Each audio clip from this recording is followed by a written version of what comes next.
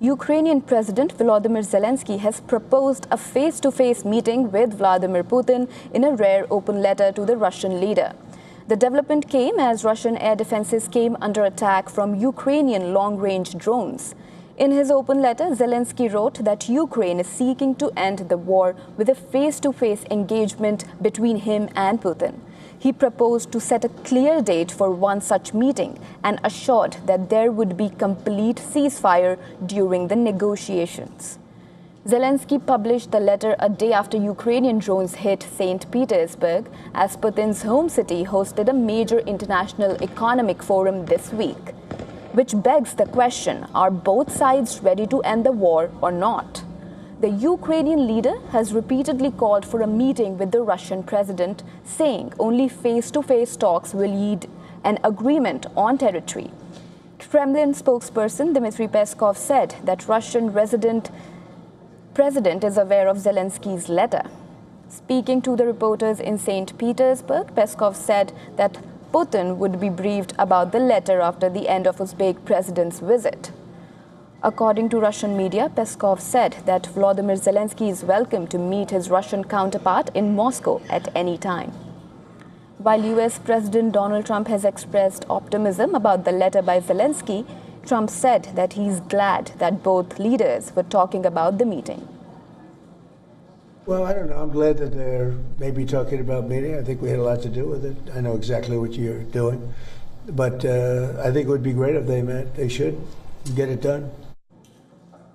On the other side, Russian President Vladimir Putin has indicated to make what he called some compromises for a peace deal with Ukraine.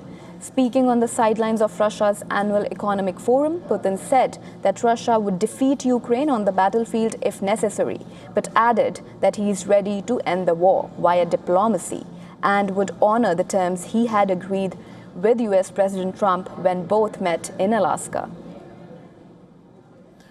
I would add this. We are absolutely ready and willing to reach an agreement with Ukraine through peaceful means and on the basis we discussed at our meeting with President Trump in Anchorage.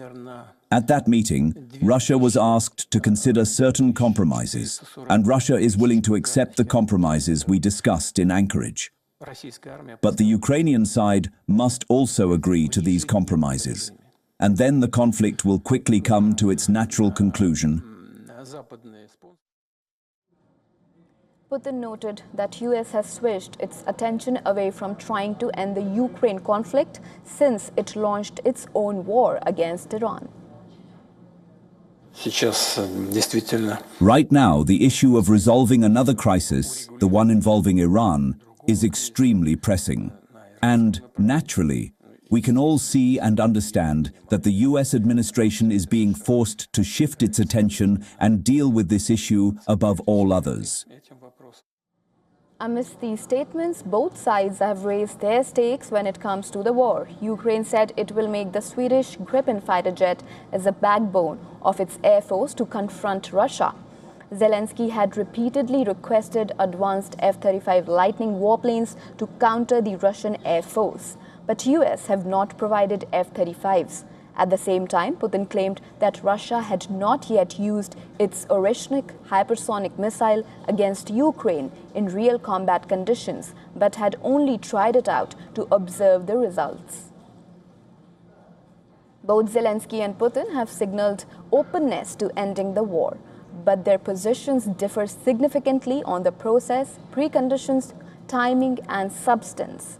While Zelenskyy is pushing for an immediate direct meeting under American oversight and a ceasefire during talks, Putin is holding firm. No talks until the main issues are already settled on his terms, including permanent control of occupied territory and Ukraine's formal neutrality, meaning renunciation of its NATO membership bid.